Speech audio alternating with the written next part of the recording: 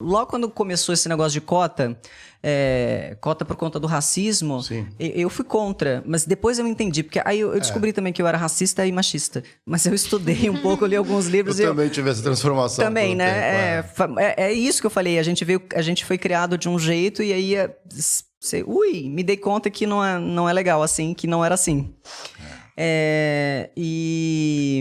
Então eu entendi que a cota é importante sim, porque é uma deturpação muito grande nesse sentido, de você dar um acesso. A gente tem uma conta para pagar com os negros.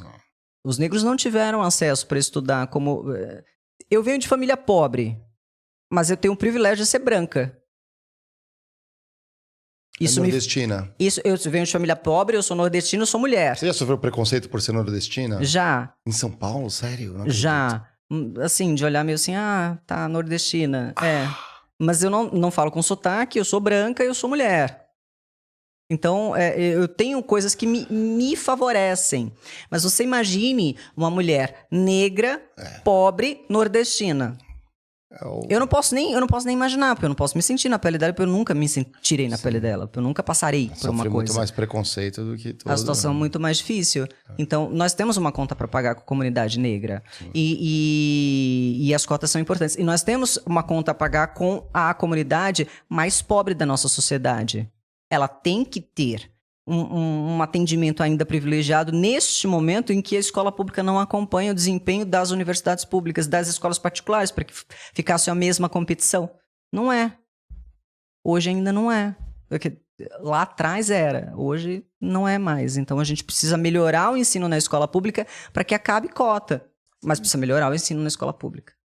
Hoje, no nível que a gente sabe que a gente tem uma disparidade muito grande entre a educação nas escolas públicas. Obviamente, a gente sabe que a gente tem bons modelos de escolas públicas também no Brasil. Bons, sim. Mas, em geral, é um nível muito diferente, até em termos de preparação. Então, como a gente tem um Enem ali, que é a maior prova de acesso ao ensino superior, como a gente consegue nivelar esses estudantes que estão numa escola particular, que muitas vezes tem um acompanhamento muito intenso, que tem um processo de preparação muito intenso para esses vestibulares, com estudantes que muitas vezes não têm aula na prova, não tem uma carteira ali na sala de aula para sentar e assistir uma aula de forma confortável. Então é muito complicado a gente ter esse tipo de discussão. Não tem merenda, né? Exatamente. Como que você vai estudar sem com fome? Não, porque as crianças vão muito para as escolas por causa da comida. Lógico. Não tem comida em casa. Então, assim... Esse nosso retrato do Brasil, ele é perverso, né? E eu falo muito em negociação, existe um negócio chamado falácia do bolo fixo, que é meio assim, a gente tem um bolo e a gente tenta disputar esse bolo. Então, cada um quer um pedaço desse bolo. Mas a gente não percebe que a gente pode, todo mundo... não disputar um pedaço na sua proporção, mas pegar a sua porção ser sempre a mesma, mas todo mundo trabalhar para esse bolo crescer.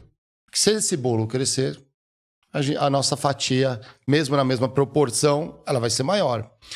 Isso tem a ver com a nossa economia, isso tem a ver com a nossa realidade. Então, por isso que eu vejo muito programa social, a galera fala assim, bolsa esmola, bolsa... Eu acho aquilo não impacta em nada o nosso orçamento, PIB, nada. É 0,5%, 1% do PIB. Só que você injeta dinheiro numa camada da sociedade que vai fazer muita diferença aquilo. Vão conseguir comprar itens básicos. A gente entrevistou recentemente o prefeito de São Sebastião depois da tragédia. Ele contava coisas assim que eu falava, meu Deus... Assim, de perder tudo. Você perder tudo que você conquistou na sua vida, de não ter nem mais o terreno da sua casa.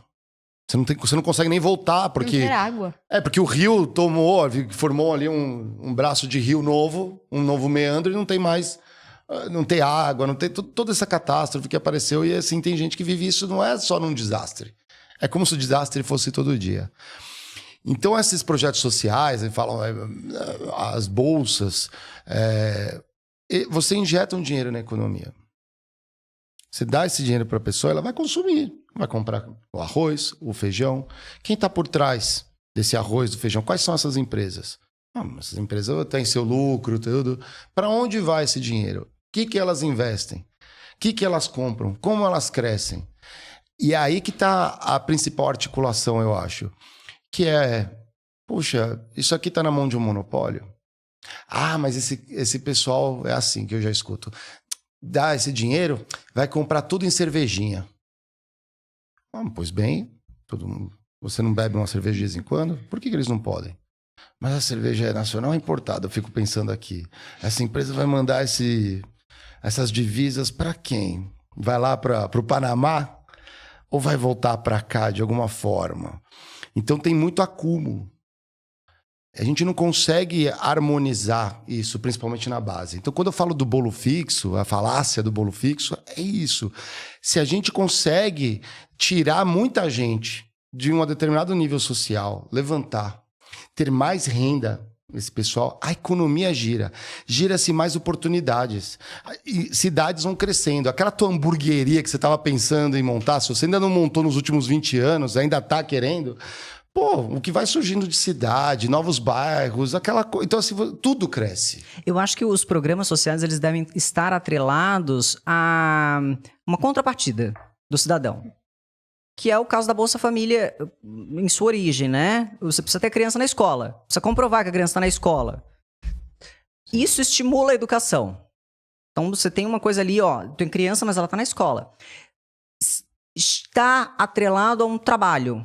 A uma coisa. Então, você vai participar deste projeto social que te coloca no mercado de trabalho. Porque o importante é você dar aquela ajuda no momento em que a pessoa precisa, mas você precisa ensinar a pessoa a caminhar sozinha. E você precisa dar essa oportunidade da pessoa caminhar sozinha. Porque essa é a função. A assistência social ela não deve ser eterna.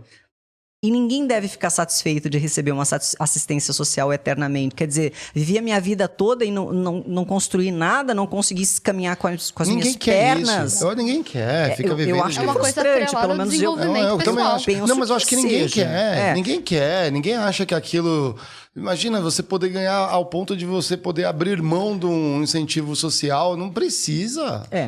Infelizmente, no nosso país, a gente tem pessoas até que dão um golpe, né? Como teve na pandemia. Sim, Bota o meu CPF também. Pessoas que têm dinheiro, que podem pagar. A gente viu isso, numa situação daquela de milhares de mortos.